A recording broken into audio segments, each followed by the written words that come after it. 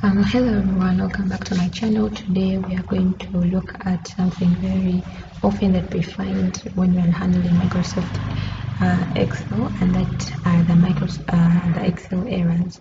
Yeah, you might be entering in your digits in Microsoft Excel and you are faced with some error that you do not know about and you don't know how to go about it.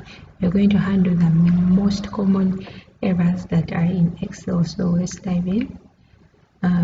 Here we are going to have the divide by zero error. It is usually returned when your error, when your values, let me say in the first row you had 10, then you have missing the next row is very blank.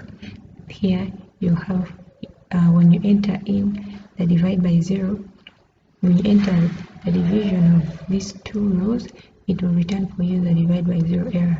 And right here we're dividing C5 by C6 and it is blank. C6 is blank, so it will return for you this error. And here if you had zero here, we have still C5 divided by C6 and it's still returning for you this error. Actually, if you are returning with this error, you can actually correct it by putting here a real value, let's say 2. So right here, if you correct it, it will automatically correct itself.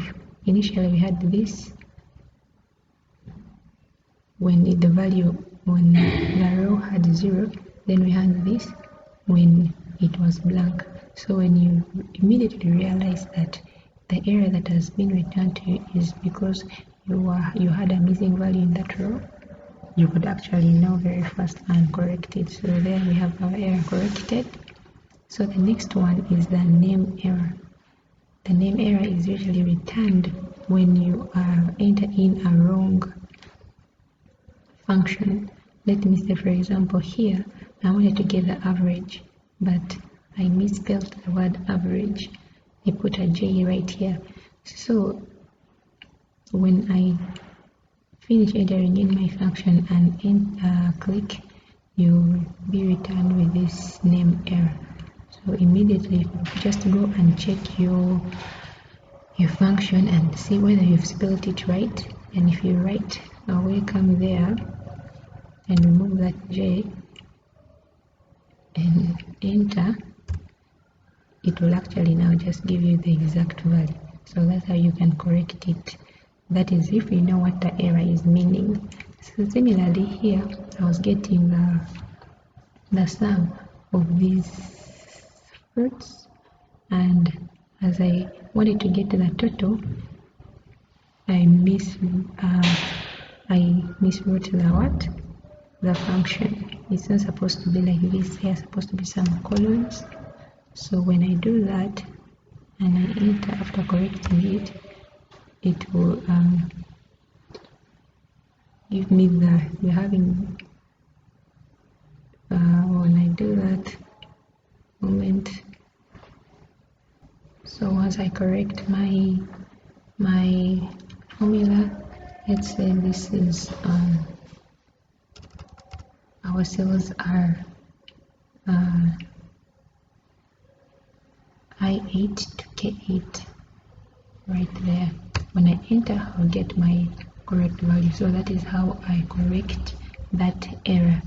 We can go to the value error, and the value error is basically returned mostly when you this could be returned when you enter in a wrong, how can I say, a wrong value in a certain function. For example, here I wanted to get the months, but a bell is not a month. So when you enter in the month function, it will return for your value error. Similarly, if I had dates and I wanted to get the network days, and within that column, that range, I had something that is not a network day, it will still return for me the value error. So you can just correct it by putting there a month, what it is supposed to be.